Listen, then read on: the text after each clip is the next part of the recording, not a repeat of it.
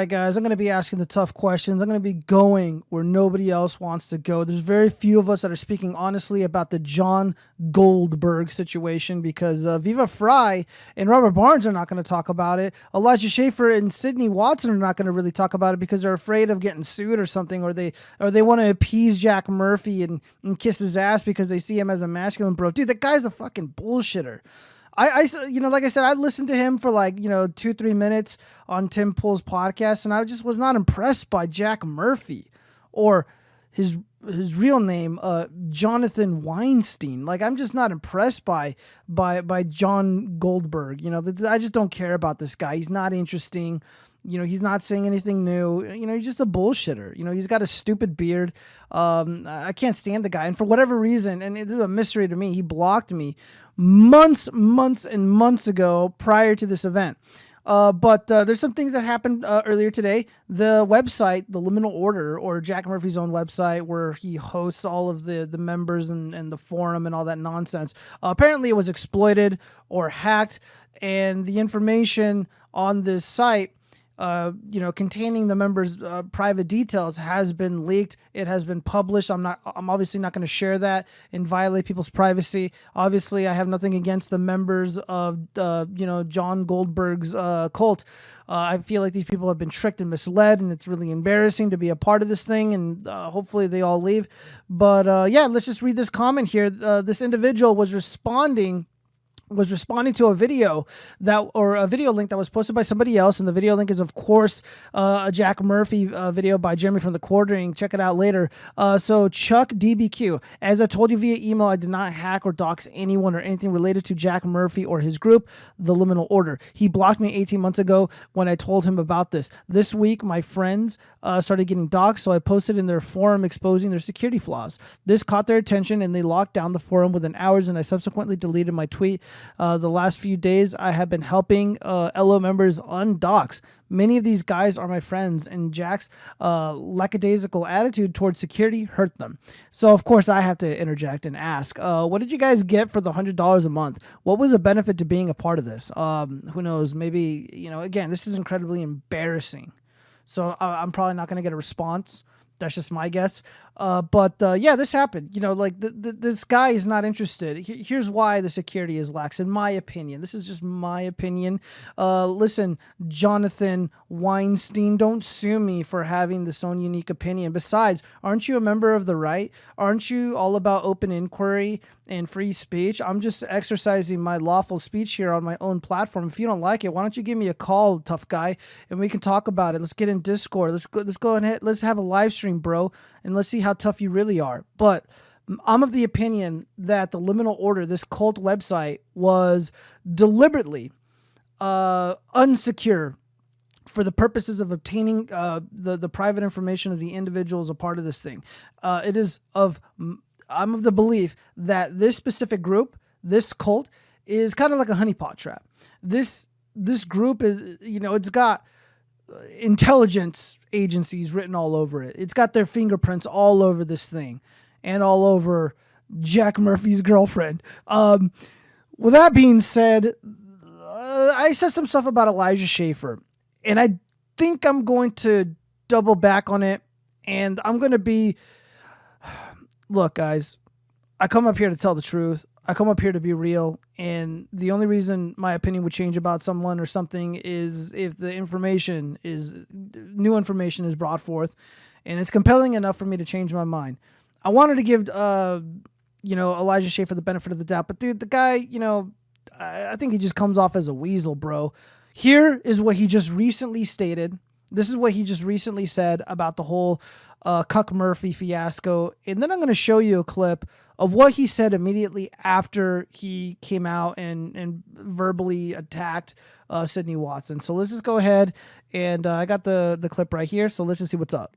Things got legal. Things got personal. Threats were made. Things were pushed. There was unnecessary bringing this company into it. Yeah. There was attempts to get us fired from our jobs. And that's when I think, dude, that's fucking lame. Like that's I don't know how you feel about it, but it's like after all, like I said, maybe our greatest crime was being too nice. Maybe that's really what it was. Yeah. You come here and then you publicly try to ruin our lives for something we were not a part of. Yeah. And, if you do that to us, honestly, it's like, it is, fuck you for trying to make this something it wasn't, and coming after Sydney and I, coming after my friend, coming after me, and saying, tagging, by the way, Glenn Beck's not our boss, so he works for the same company we do, and yes, we do call him Daddy G. But it's funny. Yeah, but it looks like the chicken man. Yeah, and he looks like he sells fried chicken, and he's very warm to hug. But also, he complimented Murphy when Murphy was really little. He's like, what a lovely dog, and I was like, that's lovely, isn't he? Yeah, but I'm just saying this. Like, when we're being nice and mature about things, against the public's will. The public was wanting us, I told you, like, I even made a white knight comment because the messages I get, you should punch that guy in the face. Teeth would have been flying and Jack would have been dying if I was in the room. Like, motherfucker, you would have killed someone over the F word. Glad you weren't in the room. But I'm just gonna say, like, we have thick skin. We deal with shit every day. Shit's fucked. We make mistakes. We don't always know how to handle things right. We don't claim to know. This is a new show to us. It's a new format. But then at the end of all this, after doing that, and then other things blow up completely out of our control, that we are just as shocked as the public. Yeah. Things are running and gunning for our jobs. Yeah. Oh, fuck you. That's retarded. Like, I will say this is a personal endorsement as someone who actually consumes Jack Murphy's content as a consumer and as a friend. I do vouch for it. And I think that the stuff that you're doing and the work that you're doing is amazing. And also, I agree with you. To the trolls out there that don't understand life, fuck you as well. To the trolls out there that don't understand Jack Murphy's life, fuck you as well. Elijah, he wasn't talking to the trolls. He was talking to your co-host, Sydney Watson. But you love to consume cuck content, don't you, Elijah? Yeah. So I got some questions here, man. So the first clip, he's like, oh, I didn't know what to do. Oh my God. And I buy that. But, and then afterwards, you weren't just like making fun of and attacking your own audience and the people defending Sydney Watson. You were licking the ass of John Goldberg. You could have told us what he had for breakfast, lunch, and dinner. You were so far. And then, of course, you took him out to dinner. You bought him drinks, like the little cuck boy that you are, Elijah. I don't know if I buy this act, this whole like, oh my God, F you. Oh my God, I'm so upset that you're coming after us. But the funny thing is like, he's right, though. He literally didn't do anything wrong. Sydney and Elijah did nothing wrong. And Elijah, he put on the cuck belt, he got on his knees and he kissed John Weinstein's ass. He was just all up in there kissing his butt cheeks and trying to, probably because he's afraid of him. And, and he probably bought into the whole masculinity, bullshit. And, he thinks that Jack Murphy, John Weinberg is cool. He thinks this guy is cool, and he's so desperate for his approval. So he goes out there and he's like defending him and buying him drinks. He's like, it's okay, dude. Like, I still think you're like the manliest man I know. I bet your beard is so cool. Yeah. So this isn't even the most egregious part about this story. It gets worse. I just want to say this. If it was just, him saying, look, I have this past. I'm sorry. I blew up. I screwed up. Please leave me alone. Let me live my life. I bet a lot of us could be receptive to that. I would be. And like the funny thing is like, I got a soft spot. I got a really delicate heart. I got a lot of empathy in me. I'm just sometimes you don't see it, but I'm empathying all over the place. And I wanted to extend that courtesy to, Jonathan Goldberg, but I can't because John Goldenstein is like mobilizing his cult members to attack people. He's copyright striking people's videos. He's getting people's Discord communities banned. He's threatening legal action and defaming people, saying things about them that are not true. And I can't be sympathetic towards him. And the guy is just a giant bullshitter. It's not that he tells lies. The guy lives lies and expects us to conform to this fake reality that he's manufactured. And I'm just not interested in it. And then for whatever reason, he's got to stick up his ass about me. I don't know why he blocked me literally like a year or to 6 months prior to this event blowing up. But somebody that I absolutely love and respect, Robert Barnes and David, they had the worst take imaginable on this situation. So we're going to go ahead and dive in and we're going to watch what Robert Barnes wants us to believe about this situation, which is, oh, well, he was just canceled. He was canceled and he was being attacked by the wacky Democrats. That's actually not true at all. Let's let him talk. Something that called the quartering a sexual predator, something like that. that would be a statement that Jeremy from the Quartering could sue on. He's not that kind of guy. I wouldn't have focused on the issue as much as he did, but that's to everybody wants their soap opera drama, have at it. I don't know about Sydney though. I don't think. Also, let's just say, put it this way: if you decide to read all super chats, I would not do that. We don't do that here. If we definitely don't do that when they're a guest on. I don't consider it polite. I don't. Somebody spends $5 to say some trollish comment. Yeah, thanks for the $5. Still not reading the trolling comment. You can troll me. What the statement meant when she first brought it up. And I don't have anything against her. I'm just saying that people can have at it. There's also misleading intel there. The Quartering and some other people, many of people that I'm either aligned with or friends with, have assumed that who Jack Murphy is. I represented him back in the day when he was someone who spent much of his life improving charter schools for African-American kids in the District of Columbia, was fired because he came out as a Trump supporter for illicit politically prejudicial reasons. Now, I wrote a piece way long ago that I got in trouble for, where I described and encouraged feminists to seek out a dominant to help them get their head right. Oh boy. Yeah, and even to seek out role-playing circumstances in which the R word comes into play, right? Rape, but all consensual, all just role play, all just exploration. And I wrote it because feminists don't think that women have agency. They get upset. They're like, women can do whatever they want as long as it's these things that we tell them to do. And when a woman acts with agency to do something else, feminists freak out. So the point of the article was very trolly on one hand. On the other hand, yes, I do believe a good dominant can help a feminist see the light. But it actually got me into trouble. When I got doxxed, my employer found that post. And in our deposition with the lawyers and everything, they're reading this article that I wrote anonymously about rough sex and choking women and consensual, what do they call it now? Consensual non-consent. That's too much for me. That's too many words. But there they are reading this thing out loud to me in a deposition with $1,000 worth of lawyers there. And I'm like, I can't believe this is my life.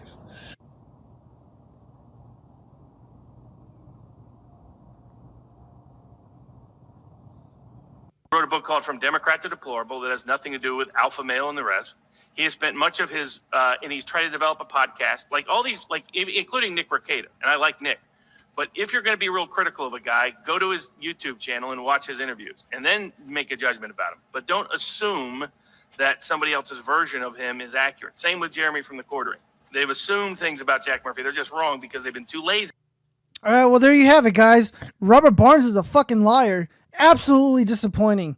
Absolutely disappointing. Dude, Jack Murphy is dragging all these people down. He's dragging Tim Pool down. What is Tim Pool known for? Being a contrarian, being out there, being a dissident, and now the guy's a shill. The guy's no different than the legacy media, than the fake news industry that he pretends to be antagonistic and completely misaligned with. He brought down, what's his name? Robert Viva Fry. They're coming out and defending this guy, completely defending him. And then of course there's a handful of other people on Twitter and stuff who are out there stomping for Jonathan Goldberg. And I'm just like, why? This guy is clearly a fed. He's clearly full of shit. He's a disgusting creep. And you're going to assassinate your fucking character for this guy? And you know what? Let me say something to Robert Barnes really quick, if I can. You spent a significant amount of time smearing and lying about Nicholas J. Fuentes, who did nothing wrong, and he was absolutely 100% respectful towards you, to your face. Super nice, super friendly, incredibly cordial and professional. It was a fun, clean debate, and you fucking raked his ass over the coals because you fucking lost. No other reason. You lost the debate to Nick Fuentes, and you lied about him. You called him all these nasty names. You assumed things about him that were not even true. The things that I am saying about Jack Goldstein is 100% true and accurate. And the things that are not, I'm just making guesses about the liminal order and the purpose of this group. I'm of the opinion that it's a honeypot operation. This has the fingerprints of the intelligence agencies all over it. I'm not even kidding you guys. It is sus. 100%, full stop.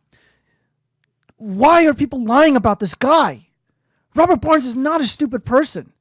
People like him are doing backflips, engaged in all kinds of mental gymnastics to defend him. Elijah Schaffer literally got cucked. Jack Murphy cucked him. And he got all these people to back down from talking about this story. Tim Pool won't even address all of his members' super chats. People are literally spending like $50 to $100 in mocking this guy, and they're pretending like it's not even real. It isn't about him being kinky or weird or creepy. The guy is living a fucking lie. The dude is dangerous. He's literally mobilizing his entire cult to go after people that are mocking him and pointing out things that he literally said. No, he was not canceled, and I'm really sick of people using the word canceled to kind of like get the people on the right or the deplorables or the people who are based to like rally to their defense. And to that I say, fuck no. If someone's getting canceled, like J.K. Rowling, fuck her. Let her get canceled. Someone like Dave Chappelle, fuck Dave Chappelle. Let these idiots get canceled. They're no good for me. They're no good for you. They're no good for this country. They hate white men. They hate Europeans. They hate Western civilization. They want to open up the borders. They want to destroy Western civilization. They want to replace us. They fucking hate us. I'm not interested in defending them. And same with Cuck Murphy. The dude was a communist. The guy was a pornographer. Not even in 2019. He was doing this shit. Again, if he wants to live that life, he wants to do those things, fine. There's a lot of weird, creepy people who engage in these activities. I'm not going after any of them. But Jack Goldenstein, this guy is different. Because he's got an army. He's using them to attack people. And one of his members, suspect in Denver area rampage, believed to have written books previewing attacks. Roman McClay was a fake name, another person with a fake name. He went after people. He was hailed as the ideal member of the Liminal Order by Jack Murphy himself. The tweets are there. The evidence is there. I'm just asking questions. Why are these smart people lying about who this guy really is? Why all of a sudden are we, it's just like, oh, well, he got fired from his job because he was a Trump voter. No, he wasn't. That's not what John Goldstein said. John Goldberg has a different story as to what happened. Even the fake news industry is not talking about this. Any opportunity that the fake news industry has to make fun of and go after Trump voters for doing something like killing a bunch of people, they're like, oh, this guy, he's a member of this cult, and the cult leader literally wrote the book From Democrat to Deplorable, and he's luring these loser men in, and some of these loser men are going out into the real world and committing violence. I mean, Pussy Smollett, he goes out and commits a fake hate crime. Literally nothing happens, and they blame us for it. But here we have a so-called right-wing conservative, Jack Murphy, fake Irishman. He goes out, writes his book From Democrat to Deplorable. Now he's all like Jesus, bringing people masculinity, bringing people to God, yada, yada, yada. And one of his members, literally a member that was hailed as a prime example of a liminal order masculine bro type, kills a bunch of people. I mean, that urban rapper, the conservative, God-loving rapper Zuby, he had this Roman McClay guy on a podcast. And I'm just like, why is no one talking about this? Why is this not on CNN, MSNBC? Why is Tim Pool not talking about it? He's all talking about the culture. We want to change culture. We want to change minds and open dialogue. You're not open. You're not open about this stuff. Neither is Robert Barnes. Neither is David or Viva Fry. And I'm just disappointed, man. I'm disappointed by everybody. All right, guys. If you got any other juicy drama, drop it in the comment sections. Of course, I'm looking into this, and I'm going to be doing some digging. Because, like I said, I think the CIA is involved here. I think, there's some crazy shit going on in the background, and they don't want us to know about it. Well, I'm going to keep digging. Peace.